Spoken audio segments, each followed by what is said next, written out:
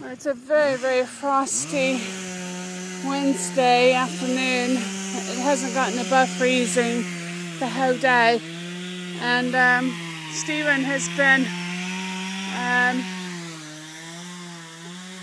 chopping wood, which is our only source of heat at the moment until we get the new heating system. And we've also been picking the pomegranates, which come into season about now. And that is one of the pomegranate trees. Actually, that's several trees. We've pruned it down because it hasn't really been pruned for what looks like several years.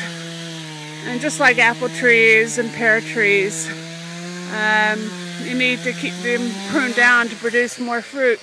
We also have a lot of baby, well done. Steven's chopping down some of the excess fig trees that we have. We've literally got dozens and dozens. Whoops, are you alright? Yeah. Oh, the chain come off. Yeah, it's come off. Alright, I'll put it on. Okay, honey. It was getting loose anyway. I think we need to, maybe we should go in and get some of the chainsaw oil that you needed as well. Oh, there's some left. Oh, right, okay. It's getting a bit low. I see.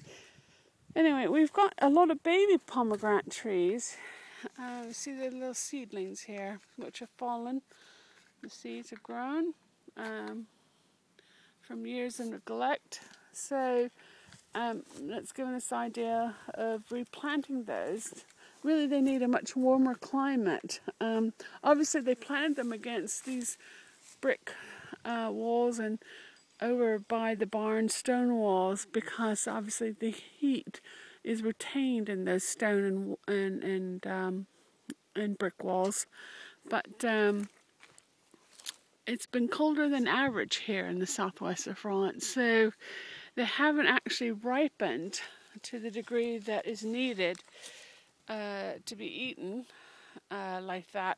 So we're going to try putting them by the fire and see if they'll ripen up a bit. Otherwise, they'll have to be used for jellies or jams or... Put them on the windowsill, give them some sunlight. That might change the colour of it.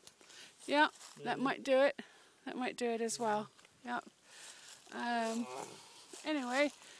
Reading the old chain is never easy. No.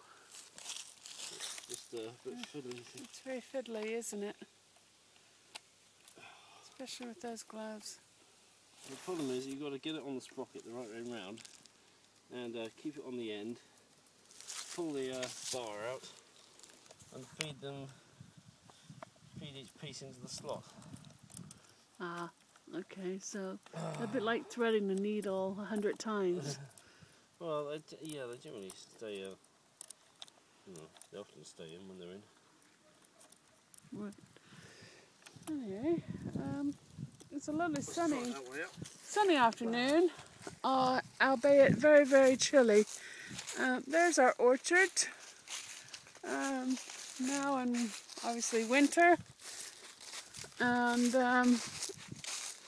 this is our back field, which looks like the back fence has been trampled down a bit. Stephen noticed some rather large hoof prints, which is indicative of wild boar in the region.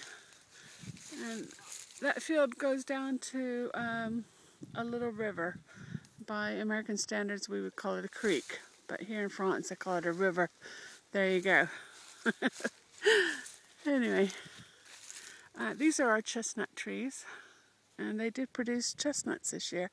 They also need trimming, which is one of our chores for the winter, to obviously produce hopefully more chestnuts for next year.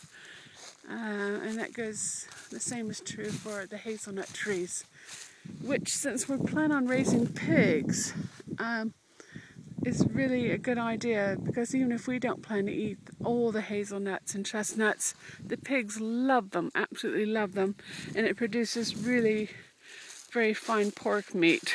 So for those that are squeamish or vegetarian, I apologize, but coming from a farming family, you know, You get used to understanding where your food comes from. And now there, over there, just very quickly, did you just see it? It's a little baby robin. You see it? Oh. He's very interested in what's going on here. I suspect maybe they eat some of the pomegranate seeds that have fallen down. Yeah. He's just behind the basket. Now we know it's a male, and he's quite young. Can you hear him? He just tweeted. Nope, there, he just flew up. Okay, he's a little shy, but he's hungry. Obviously very hungry. Excellent. And he's just up there in the tree.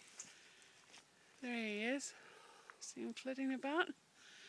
We think we saw his mom, who was hanging about for some odd reason. So maybe we'll put a little seed out for him, poor thing. Yeah, there he is. Yeah, I can tell he's quite hungry, very young. So we'll see what we can do for him in a bit.